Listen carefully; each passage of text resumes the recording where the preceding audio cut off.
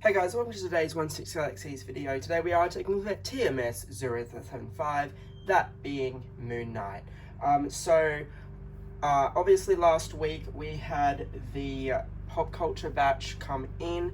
This was one of those figures that I had in the batch, and unfortunately I've just been a little bit slack due to other things going on to be able to do this video. So here we are now. Just for the sake of transparency, I did get this when it was still 10% off on pre-order. So it was going to be 405 Australian, but I used the $50 in pennies to bring it down to 355 Australian. Whether or not that affects the value wise of this figure, possibly, but nonetheless, you're going to see if this guy is truly awesome. So starting off, we have a non-traditional box in the sense that there is no picture of the figure or the actor on this, except for the tiny face down the bottom there. It does say MoonKnight TMS 07516 scale clip figure. We do have pop culture, or the Australian government's warning sticker there. They did remove the battery, so unfortunately we won't see the light up LEDs. And instead of the main image where the image of the actor / the figure would normally be, we have the crescent moon, several crescent moons, and then all of the hieroglyphs surrounding it, which is really quite cool. And of course the hieroglyphs continue there as well. The back of the box has all of your warnings, and the sides of the box just continue around the pattern with MoonKnight, Hot Toys, etc. Now, this guy does come with 10 hands, 2 fists, 2 relaxed hands, and a bunch of others. Simply for the fact that I've pretty much already set him up how I plan to have him in the display anyway, we won't show the relaxed hands or the fists, but all of the hands are done in the wraps, which is really quite cool. You can see that it's really well textured, and it looks like wraps despite being sculpted plastic. So we can see that it's got weathering on it as well, which is really quite cool. So we get the hand for the other side as well. So again, you can see the bandages and all the wraps and all that. It's very nicely done. We also get this hand that allows you to place several of the crescent moons between the fingers there, which is a really cool feature and a really cool idea. I'm really glad they put it in there. So just showing off more of the tacticalness of the gloves compared with, complemented by the wraps and everything. Really good texturing by Hot Toys on that one. And then we have a variety of these hands here that allow him to hold the crescent blades. Again, similar. It's molded slightly differently, but it's got the same wraps and texture on it. Alright, we are going to get a variety of crescent moons. You are going to get 2 that are this size. So you can see they are very nicely detailed. They have the hieroglyphs on them, which is really cool. Flipping them over, they have the hieroglyphs on both sides. So it's really cool. Then we are going to get 3 of them that are this size.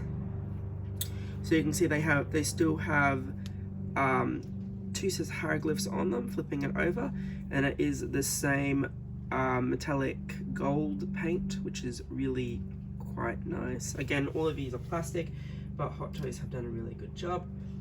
And then we get 3 of these teeny tiny guys that still have an amazing level of detail on them despite being so small. So just to highlight the differences in size, just placing them in the palm of my hand. Hopefully this comes up. Actually, I'll do it the other way.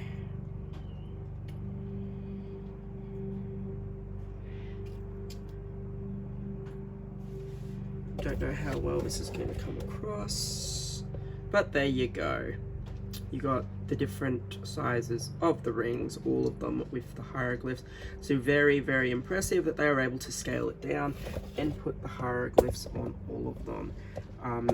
A really really nice touch. One negative I would say is not having the sculpt. Given the fact that we were supposed to get a Podemeron and then it was kind of put on the back burner, so scrapped. It was a real shame that we didn't get the sculpt this time around. So that is unfortunate. The other really unfortunate thing here is they've gone back to giving us the original DX style bases. And I say that because they've done this and given us this. The last time we saw one of these was Darth Maul, I believe, because he needed it to be able to support, I want to say it was to support the bike, but I feel like the bike had its own separate stand. But it was also that Thea generator floor for Naboo that allowed him to be posed in the cartwheels and the backflips and whatever else you want to do with him. It does say MoonKnight, it's not a metal stand. Got an awesome graphic there, hieroglyphs and everything. I just wish they'd done what they did with the new Falcon, where they gave us a weighted regular base that could support him. Now, the other reason why I think they went with this base was because of our last accessory, this moon. Does it look alright? Yeah, it looks alright. I mean, it's got the hieroglyphs, it's fine. It just connects to the stand via this attachment here. My main issue with it though is that it's a type of foam. It's going to be more durable than your regular styrofoam, but pretty much it is a type of styrofoam that's been carved out to have the hieroglyphs in it. Again, impressive work, but for this ridiculous size of the base, I understand this probably would have made it more expensive, but they could have just given us a plastic one, or again gone with the head sculpt and not included the moon at all. But either way, it's there, it's something we just have to put up with. That would, and like I said, I don't not like it, it's just annoying that it is foam, and so you are going to have to be quite delicate with it. I was afraid that I was going to damage it in some way. It does kind of get in the way of the cape. I have seen a few collectors put the clamp around the cape. Whether or not that's going to damage the material over time, I don't know. But yeah, it's just one of those things. We will be bringing the figure itself out here in just a sec. Just going to see if I can get him to stand without the display stand. Otherwise, it's just going to be a little bit awkward with the moon there.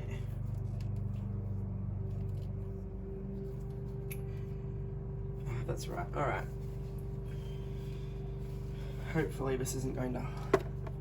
All right, we'll have him leaning back. All right, let's take a look at MoonKnight himself. As I was saying before, the actual figure does have LEDs in the eyes. It's a battery system similar to the Superman, if you've ever owned Superman, where there's batteries in the neck section, and you just take the sculpt, you slide the sculpt off, you do the thing, and then it lights up, and then if you want to turn it off, you have to take the sculpt back off, etc. Now, he is a mixture of kind of like plastic, rubber, and fabric. So you are going to have to want to be quite careful around certain parts of the figure. The sculpting is amazing, as you can see on the hood. The hood,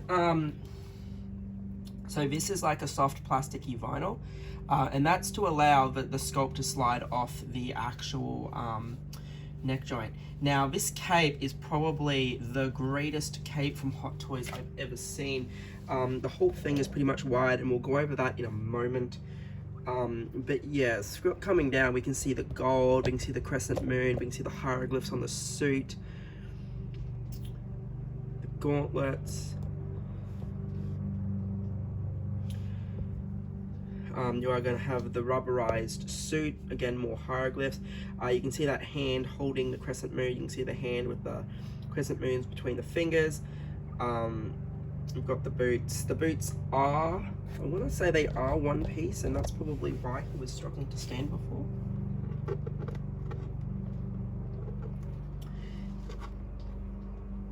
Yeah, it appears the boots are one piece. I'll double check that at the end when I pick him up, to let you guys know if I'm wrong about that or not.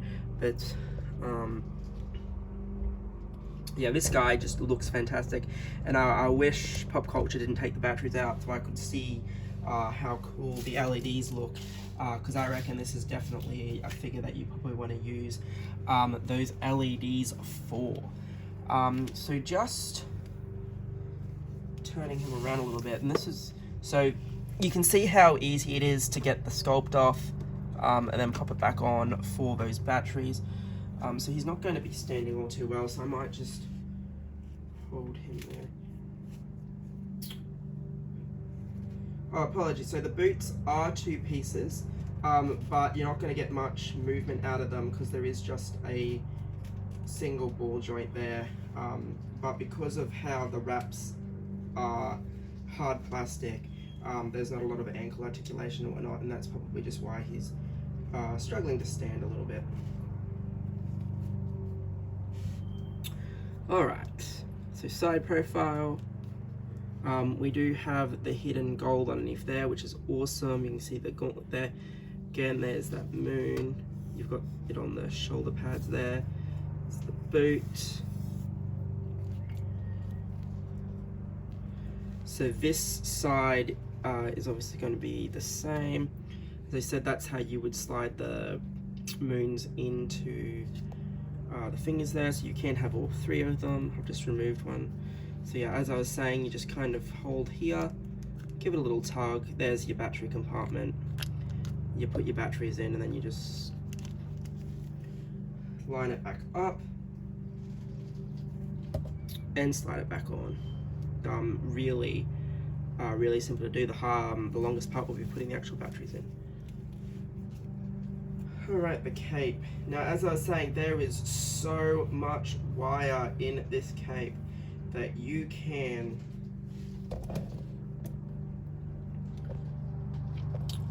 extend it way out like so. So you can see it is a white cape with the wavy lines going all the way through it. This isn't even extended all the way out because there's wire in here as well. So you can really go to town on extending this cape out. And as I was saying, a lot of collectors for the moon, I had it when I was playing around with it, I kind of had the cape wired around the moon. You can wire it to the side as well to make it look a bit better, but what a lot of people were doing was they were just having this section of the cape held like so, and then they were posing the cape around that.